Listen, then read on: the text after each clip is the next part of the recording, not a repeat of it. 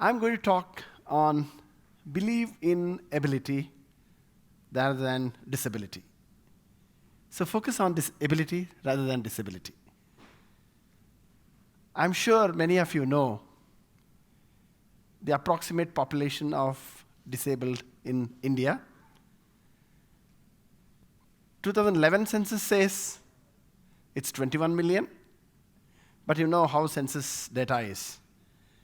There is some statistics say close to 60 to 70 million population in India live with some or other disability. So if you calculate, it is equivalent to the population of many states in India and also population of many European countries. That is the kind of size of disabled community in our country. I'm sure you know the most disabled live with very deplorable condition. Their social and economic status is unfortunately very, very marginalized, neglected. So being myself visually impaired, probably became visual impaired when I was a baby of 6 months, born to a big joint family. Thanks to the excellent support system, never realized blindness was a problem. Always took it as a challenge. So kept growing up well with the wonderful support system, but had no academic value till I was 10. I was brought to Bangalore and admitted to visually impaired school for the blind. That's where I started my academics. So that's where I realized there were other visually impaired also like me in the world. So what my life till then was completely dependent on my family, this institution made me completely independent. It taught me to look after myself. It also taught me to look after younger people like me. So completed my education there and went on to do my college education. And cricket for the blind has always been a big craze for me. Cricket in India, you know how it is. It is a religion. So we felt why visually impaired should be exempted from that. A friend of mine, SP Nagesh, who unfortunately I lost last year. Together we always played a lot of cricket and spent good time and wanted to continue the legacy of giving. All that what we got, we wanted to give it to our youngsters. The problems we faced, we did not want our next generation to encounter. And the successes we had, the solutions we had, we wanted to provide a same support system in a better way so that next generation will perform better in their life. Just ask yourself, I just want to ask you rather, how many of you have had disabled in your family? In your, yeah? Yes. Very good. So how many of you have studied with disabled person in your school, college? Yes. Yeah? Very good. So I'm very happy to know, but normally when I talk to a group like this, they say no. I'm very, very happy to know that. The kind of challenges a person with disability encounters, the lack of support system in studying, in traveling, in college, in school, it is definitely not much, or in many places it is not there at all. And admissions are rejected. They say, we want to admit you, but sorry, we don't have that support system to support you. So with this condition, if you kind of imagine there is a disabled girl in rural areas who is from a very, very poor background. She is 4 times disabled. So when I started talking about the statistics, the size, so if the kind of disabled who live in rural areas from socio-economical background, if they are not addressed, not attended, they become liability. They live in frustration. They are talented. They are capable. They need opportunity. They need chance. They need support system. That's what myself, my friend Nagesh, 20 years ago, one day short of 20 years ago, we decided to float an organization to support a lot of our youngsters. We believe in ability, because for having ourselves reached a certain stage, he worked in bank, I was teaching, and some of our friends have done well for themselves. So how do we create this regular support system? How do we open facilities, create infrastructure, and how do we enable hundreds and thousands of disabled persons to realize their potentiality? How do we make them potential workforce? How do we make them contributing citizens? We always propagate and promote that they should become taxpayers of the country.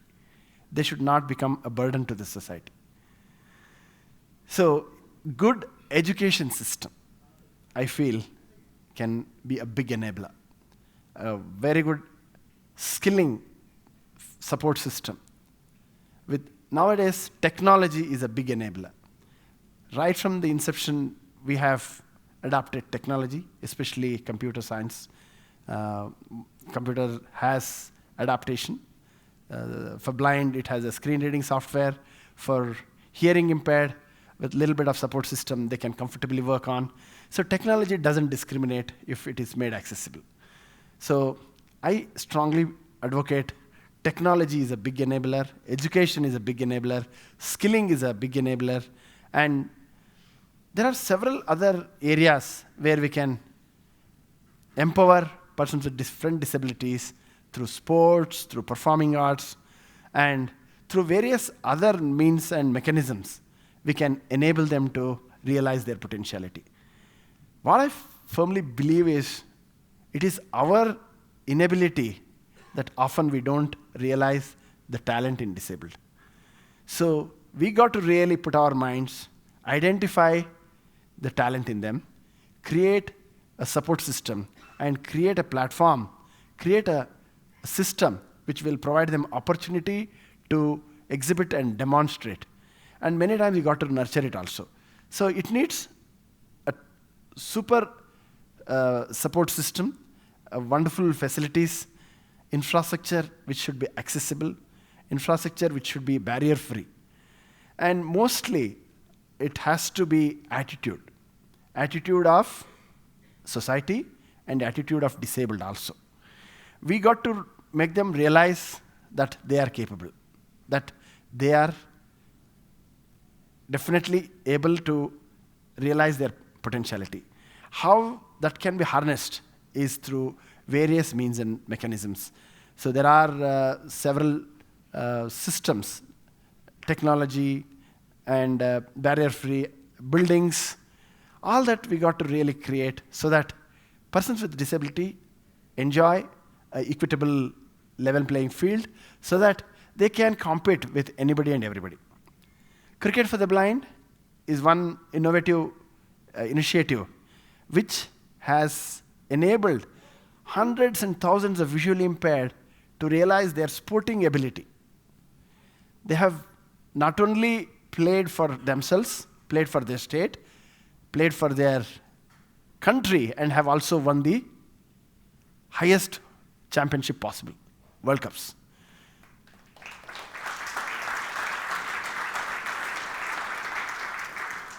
So the idea, what 30, 25 years ago, when we were kids, we were playing with plastic tins and dabbas and metal powder tins and oil tins. Now, an innovative ball has been identified. We have a ball which is made up of fiber molded bearings inside, which makes rattling noise. So sometimes, many times, most of you might hear people with disability are gifted with sixth sense. I strongly, I don't want to say oppose or I don't want to agree, but I strongly believe there is nothing like sixth sense. If you focus on particular areas or senses, you will develop that professional ability. Many of you who focus on fitness, you'll be very fit and fine. Many of you, if you focus more on your mental ability, because most of us have a similar brain, but some of you put your efforts and make your brain very, very active. So you acquire that skill. So when someone is visually impaired, who focuses more on hearing, who focuses more on sparsh, feeling, touch, who focuses more on smell, so other senses become super active. And sometimes intuition, probably intuition, I don't know whether you want to call sixth sense, but yes, some of these senses which become super active can be related to sixth sense, but there is nothing like sixth sense. So it is only their focused ability. So what I want to request and tell all of you, I'm sure you all are really blessed, and persons with disability can be definitely made assets of the country. It is in us, it is in society, institutions, family, government. Create that support system, they become contributors. How do we make them contributors? By providing the support system, assistive devices.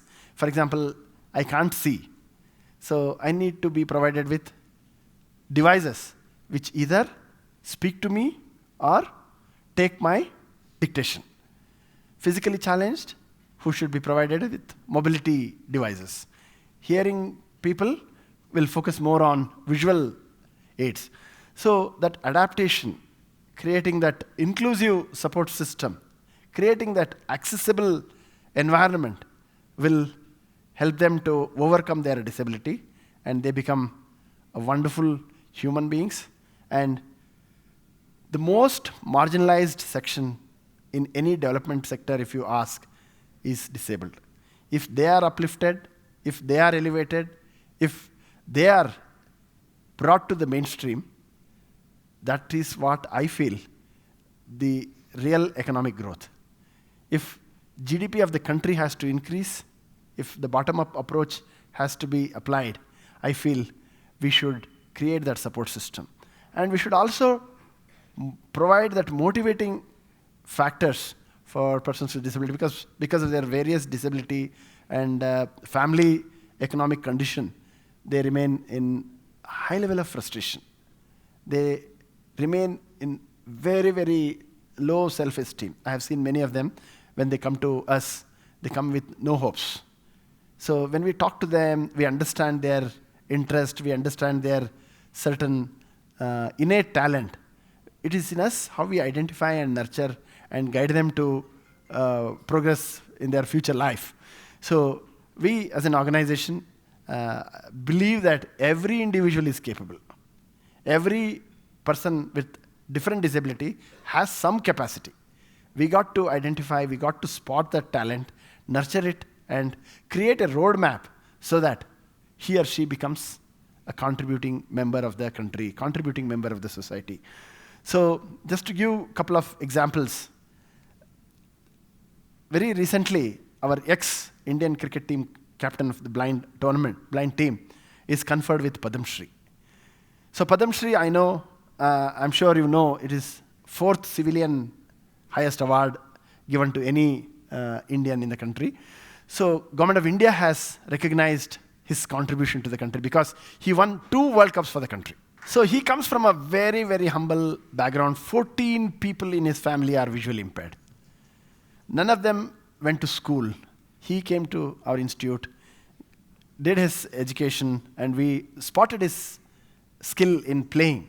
So we nurtured and guided him, and we made him the captain of the country, and he successfully led the country, and now he's Padam Shri. Like that, using technology, we produced first visually impaired chartered accountant in India.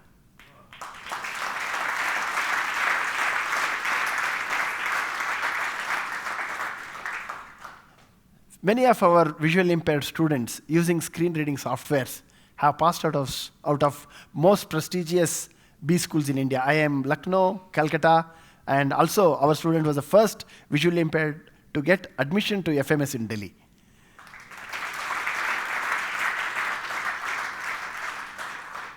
So like this, we believe in creating innovative initiatives. We believe in holistic approach and diversity. India is a country full of diversity. So we work in cross disability because each person's needs are different. Each disabled individual has specific requirement. So we got to map that, we got to identify that, and create a roadmap so that his disability is just a challenge, not a problem. So with this, I, being myself the president of World Blind Cricket, is committed to develop the game of cricket. Through cricket, we believe we can transform. Through cricket, they have won laurels, and many governments have recognized and provided government jobs. So sports, technology, education, and innovative self-employment initiatives have enabled hundreds and thousands of visually impaired. So by 2020, we have a vision to touch 100,000 lives. Because in India, 60 to 70 million people with disability are living. Just 10 to 15% are only able to access the support system. So how do we create these programs replicable, scalable, and expand and reach out to disabled people who live in most rural areas? So what I would request and urge every one of you who can make a difference in some or the other disabled people. So most of the time, questions asked, you can't do this, you can't do that. Rather than that, you believe you can do this. Instead of can't, can do. Can do spirit is very, very important.